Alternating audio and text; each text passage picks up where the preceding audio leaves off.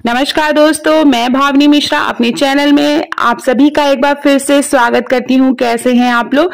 आशा करती हूँ आप सब स्वस्थ और सुरक्षित होंगे। गणेश चतुर्थी का पर्व आने वाला है, तो सबसे पहले आप सभी को गणेश चतुर्थी की बहुत बहुत शुभकामनाएं।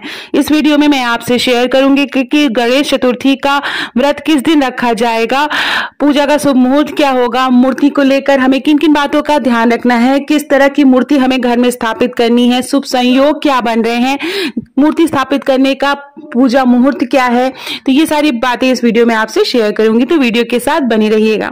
सुख समृद्धि के प्रतीक, विघ्न विनाशक, सिद्धि विनायक, बुद्धि के आदि देवता, अग्र पूज्य, वक्रतुंड, महोदर, लंबोदर आदि अपने गुण, प्रभाव और रूप से जाने जाने वाले श्री गणेश जी का गणेश पर्व आने वाला है। इस वर्ष यह पर्व जो है 19 सितंबर से शुरू होगा और अनंत चतुर्दशी 28 सितंबर 2023 तक 10 दिनों तक यह मनाया जाएगा।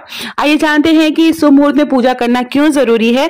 यह कहावत यूं ही नहीं बन जाती है कि क्योंकि शुभ मुहूर्त पर किए गए कार्य सिद्ध होते हैं और बिना मुहूर्त के कार्यों में अधिकांशतः असफलता मिलती है। इसलिए गणेश चतुर्थी पर श्री गणेश जी की स्थापना भी शुभ मुहूर्त में ही की जानी चाहिए, ताकि हमारा जो भी इच्छा हो, हमारी जो इच्छा पूर्ति हो, मनवांछित फल की प्राप्ति हो।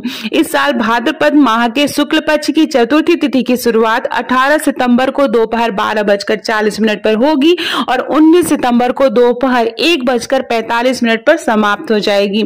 ऐसे में उदया तिथि के हिसाब से गणेश चतुर्थी का जो व्रत है या जो पर्व है या गणेश स्थापना है वह 19 सितंबर को मनाई जाएगी। 10 दिनों तक चलने वाले गणेश उत्सव की शुरुआत 19 सितंबर को हो जाएगी। आइए जानते हैं पूजा का शुभ मुहूर्त क्या है या गणेश स्थापना या मूर्ति स्थापना का शुभ मुहूर्त क्या है। 19 सितंबर के दिन सुबह 10:54 से लेकर दोपहर 1:10 तक आप मूर्ति की स्थापना कर सकते हैं। इस सर्वश्रेष्ठ मुहूर्त में आप पूरे मान सम्मान, हर्षोल्लास और ढोल नगाड़ों के साथ गणपति को अपने घर लाकर विराजमान करें और विधि विधान से पूजा करें। शुभ संयोग के संगम से निश्चित रूप से आपकी जो भी मनोकामना होगी वह पूर्ण होगी। आपका घर धन संपदा और खुशियों से भर जाएगा। आइए जानते हैं घर पर स्थापित करने के लिए कैसी होनी चाहिए गणपति की प्रतिमा, कैसी होनी चाहिए, कैसी मूर्ति होनी चाहिए। गणपति के बाएं सूर्य में चंद्रमा का प्रभाव होता है और जैसे चंद्रमा का स्वभाव है शांत, शीतल और सौम्य, उसी तरह बाईं ओर वाले सूर्य के गणपति हमारे लिए श्री लक्ष्मी, आनंद, सुख, समृद्धि और यश ऐश्वर्य के दायक होते हैं। वहीं दाईं ओर सूर्य वाले गणपति में सूर्य का प्रभाव होता है। ऐसे में गणपति की पूजा अधिकतर मंदिरों में की जाती है, क्योंकि उनकी नियमित तरीके से पूजा पाठ, आराधना, आरती विधि विधान पूर्वक करनी अत्यंत आवश्यक है और जरा सी गलती भी मुसीबत बन सकती है। आपने देखा होगा कि सिद्धि विनायक मंदिर में दाईं ओर सूंड वाले गणपति विराजमान है, जो कि अपने आप में अद्भुत और अनुपम है, क्योंकि उनकी पूजा अर्चना पूर्ण विधि विधान व शास्त्रों से होती है। इस बात का विशेष ध्यान रखें कि यदि आप वास्तु दोष निवारण के लिए वास्तु गणपति विराजमान करते हैं तो उनकी सूंड दाईं ओर ही होगी।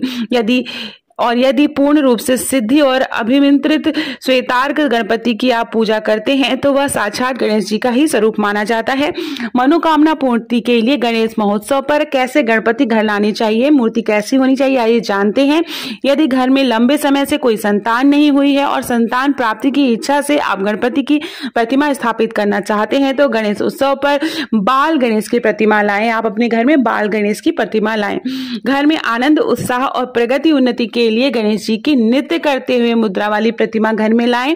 जो लोग कला में विश्वास रखते हैं उन्हें भी नृत्य करते हुए गणेश जी की प्रतिमा घर में स्थापित करनी चाहिए। यदि घर में स्थायी सुख, शांति और आनंद के लिए आप गणेश जी की प्रतिमा घर में लाना चाहते हैं तो गणेश जी की ऐसी प्रतिमा घर में लाएं जिसमें गणेश जी लेटे हुए आराम करने की मुद्रा में हो।